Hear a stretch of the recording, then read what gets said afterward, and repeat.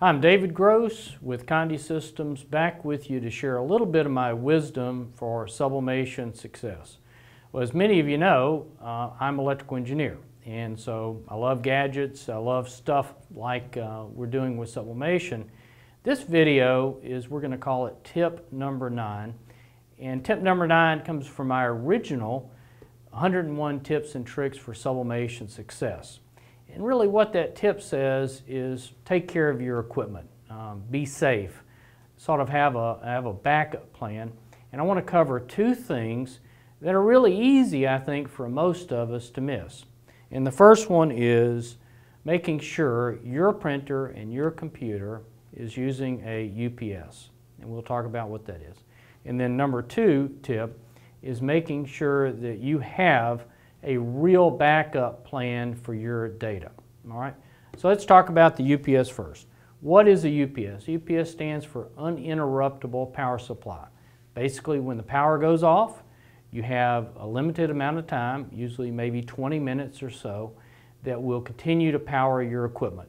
Why would we want to do that? Because when equipment loses power, sometimes bad things can happen. Often with a printer, when it loses power, it comes back up, it thinks it's in a bad state, it wants to do excessive cleaning, and so you really need to use a UPS like this on your printer and heat press, on your printer and computer. You don't need to use a UPS on a heat press. Heat presses draw way too much power and so cannot be used on a UPS. Also, you cannot connect a laser printer or something that uses a lot of power to a UPS as well. Now, the brand I like is called APC, American Power Conversion, and the reason I like this brand is for one very important reason: the batteries are replaceable. A lot of the cheap Chinese UPSs, the batteries are not, so when the battery fails after a year, which it will, you're going to be throwing away the whole thing. With the APC models, it's easy to replace the batteries, fairly inexpensive. Now on these UPSs, they always have two sides. This is the side for battery plus surge. This is the side for just surge. So make sure you plug in your equipment to the right side.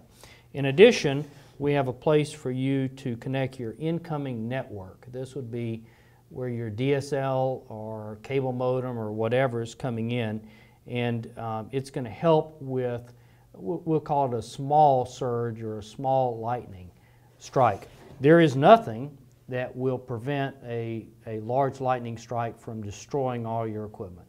It's just not possible, and that's why we're going to talk now about what is your backup strategy. Why should you back up?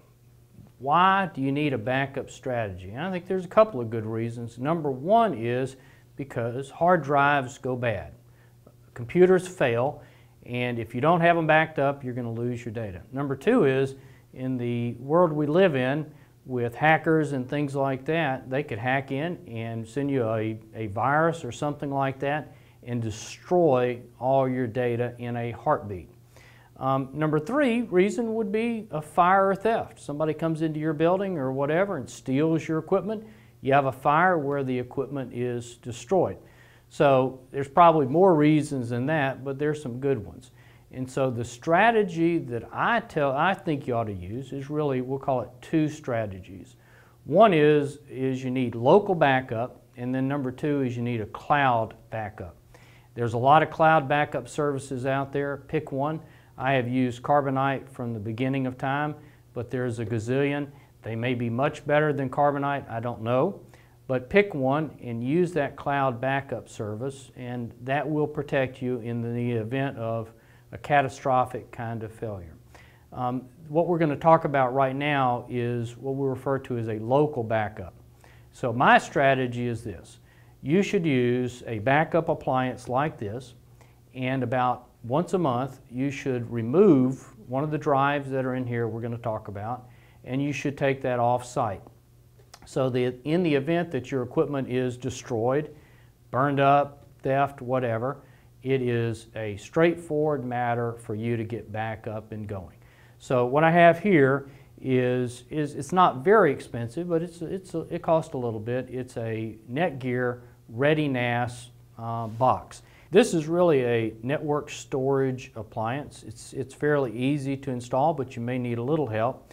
You're going to hook it to your network, and then what you're going to do is, here's the little door we open.